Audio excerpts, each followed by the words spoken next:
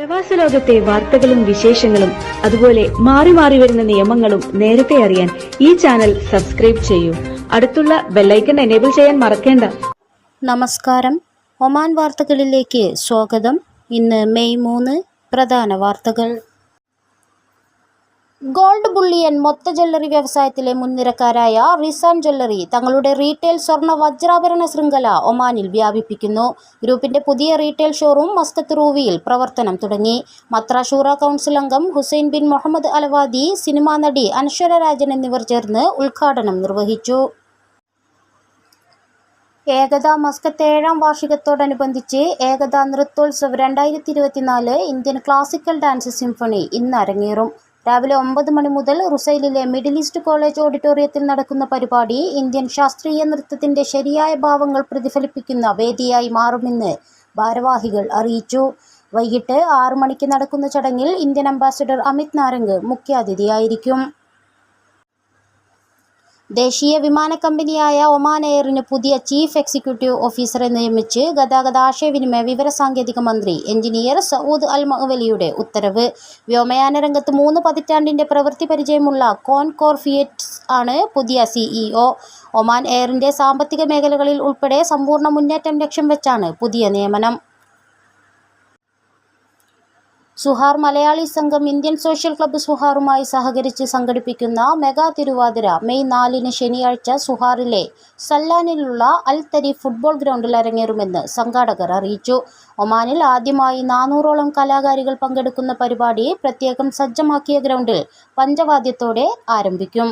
ഒമാനിലെ വിവിധ ഭാഗങ്ങളിൽ നിന്നും ഇന്ത്യയിൽ നിന്നുമുള്ള കൗമാരക്കാർ മുതൽ വിവിധ പ്രായക്കാരായ 400ഓളം നർത്തകിമാർ പങ്കെടുക്കുന്ന മെഗാ തിരുവാതിര ഒമാനിലെ ഏറ്റവും വലിയ നൃത്ത പരിപാടി എന്ന നിലയിൽ റെക്കോർഡ് സൃഷ്ടിക്കുമെന്ന് മലയാളി സംഘം വിമൻസ് കോർഡിനേറ്റർ ജ്യോതി മുരളി പറഞ്ഞു.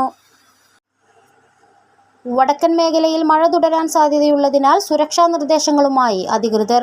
വാദിയിലിറങ്ങുന്നതും വാഹനങ്ങൾ വാദിയിൽ ഇറക്കുന്നതും ശിക്ഷാർഹമാണെന്നും സിവിൽ ഡിഫൻസ് ആംബുലൻസ് വിഭാഗം ഓർമ്മിപ്പിച്ചു. സ്വന്തം ജീവനും മറ്റുള്ളവരുടെ ജീവനും അപകടത്തിലാക്കുന്ന പ്രവൃത്തിയാണിതെന്നും അധികൃതർ ഉണർത്തി. പ്രതികൂല കാലാവസ്ഥയുടെ പശ്ചാത്തലത്തിൽ മസ്കത്ത് ഗവർണറേറ്റിലെ പാർക്കുകളും ഗാർഡനുകളും താൽക്കാലികമായി അടച്ചു. പൊതുജനങ്ങളുടെ സുരക്ഷ ഉറപ്പുവരുത്തുന്നതിന്റെ ഭാഗമായാണ് നടപടി. കാലാവസ്ഥ സാധാരണ നിലയിലേക്ക് മാറിയാൽ പാർക്കുകളും ഗാർഡനുകളും സന്ദർശകരെ അനുവദിക്കുമെന്നും മസ്കത്ത് നഗരസഭ അറിയിച്ചു. കഴിഞ്ഞ മാസം നിസ്വ ആശുപത്രിക്ക് മുന്നിൽ വെച്ചുണ്ടായ വാഹനാപകടത്തിൽ മരണപ്പെട്ട നഴ്സുമാരായ ഷർജ, മാജിദ, അമാനി എന്നിവരുടെ വേർപാടിൽ ഇൻക്യാസ് നിസ്വ റീജിയണൽ കമ്മിറ്റി സർവ്വമത പ്രാർത്ഥനയും അനുശോചന യോഗവും നടത്തി. സാമൂഹിക സന്നദ്ധ പ്രവർത്തകർ, നിസ്വ ഹോസ്പിറ്റൽ ജീവനക്കാർ തുടങ്ങിയവർ അനുശോചനം രേഖപ്പെടുത്തി. ഇൻക്യാസ് ഒമാൻ നാഷണൽ കമ്മിറ്റി പ്രതിനിധികൾ നിസ്വ ഹോസ്പിറ്റലിലെ പ്രതിനിധീകരിച്ച് ഡിപ്പാർട്ട്മെന്റ് തലവന്മാരായ Saud al Hinai, Salem Afifi, Badr al Sama hospital, Nizwa Indian association, KMCC, ICF Kairali തുടങ്ങിയ സംഘടനാ പ്രതിനിധികളും യോഗത്തിൽ പങ്കെടുത്തതായി Incas Oman national committee vice president Gopakumar Velayudhan വാർത്താക്കുറിപ്പിൽ അറിയിച്ചു. ഒമാനിലെ മലയാളി ക്രിക്കറ്റ് കൂട്ടായ്മയുടെ ടെന്നീസ് ബോൾ ടീമും കഴിഞ്ഞ വർഷത്തെ Oman B division cricket league 2ാം സ്ഥാനക്കാരുമായ PAI11 ABL ടാസ്ക് ടീമിന്റെ വാർഷിക യോഗം റിയാസ് അമ്പലത്തിന്റെ അധ്യക്ഷതയിൽ സംഘടിപ്പിച്ചു. അടുത്ത വർഷം team A division 50 over turf match league സംഘടിപ്പിക്കുമെന്ന് യോഗത്തിൽ ബന്ധപ്പെട്ടവർ അറിയിച്ചു. ജൂൺ 1 മുതൽ 29 വരെ അമേരിക്കയിലും വെസ്റ്റ് ഇൻഡീസിലുമായി നടക്കുന്ന 2020 ലോകകപ്പിനുള്ള ഒമാൻ ടീമിനെ പ്രഖ്യാപിച്ചു. ആക്കിബ് ഇല്യാസ് ഒമാൻ ടീമിനെ നയിക്കും. പരിചയസമ്പന്നരും പുതുമുഖങ്ങളും അണിനിരക്കുന്ന ടീം ഒമാനേറെ പ്രതീക്ഷ നൽകുന്നതാണ്. ടീമിനെ നയിച്ചിരുന്ന സീഷാൻ മക്സൂദിന് പകരക്കാരനായാണ് ആക്കിബ് ഇല്യാസ് ടീമിന്റെ നായകനാകുന്നത്. 2021 2020 ലോകകപ്പിൽ ഒമാൻ ടീമിൽ അംഗങ്ങളായ 7 താരങ്ങൾ ഇത്തവണയും ദേശീയ ടീമിൽ ഇടം പിടിച്ചിട്ടുണ്ട്. 2ാം തവണയാണ് ഒമാൻ 2020 ലോകകപ്പ് യോഗ്യത നേടുന്നത്. ഇത്തവണ ഏറെ പ്രതീക്ഷയോടെയാണ് ടീം അമേരിക്കയിലേക്ക് വിമാനം കയറുക.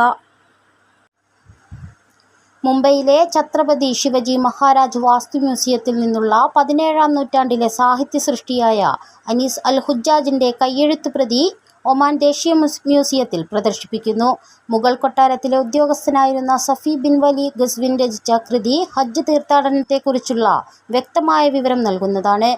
മുഗൾ കാലഘട്ടത്തിലെ വിവിധ തുറമുഖങ്ങളും തീർത്ഥാടനത്തിന്റെ വിശദമായ ദൃശ്യങ്ങളും പുസ്തകത്തിൽ ചിത്രീകരിച്ചിട്ടുണ്ട്. ഒമാൻ തീരം വഴി കടന്നാണ് ഹജ്ജ് തീർത്ഥാടന കപ്പൽ സൗദിയിലേക്ക് സഞ്ചരിച്ചിരുന്നത്. ഇവയെ വിശദമാക്കുന്ന 28 ചിത്രീകരണങ്ങൾ ഉൾപ്പെടുത്തിയുള്ള രചന ഏറെ പ്രാധാന്യമർഹിക്കുന്നതാണെന്നും സാംസ്കാരിക വാണിജ്യ കേന്ദ്രമെന്ന നിലയിൽ ഒമാന്റെ ചരിത്രപരമായ പങ്കിനെക്കുറിച്ചുള്ള അവബോധം സൃഷ്ടിക്കുന്നതാണ് ഗ്രന്ഥമെന്നും national museum secretary general Jamal Hassan al Musawi പറഞ്ഞു.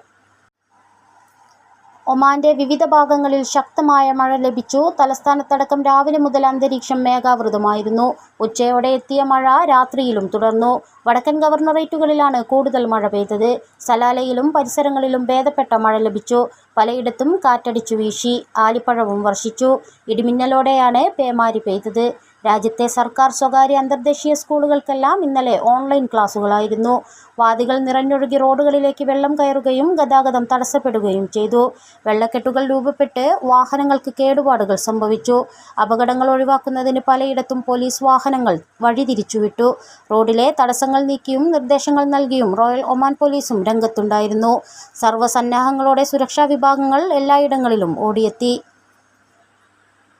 ഇതോടുകൂടി ഇന്നത്തെ വാർത്തകൾ ഇവിടെ പൂർണ്ണമാവുന്നു. കൂടുതൽ ഒമാൻ വാർത്തകളും വിശേഷങ്ങളുമായി നാളെ വീണ്ടും കാണാം. നമസ്കാരം.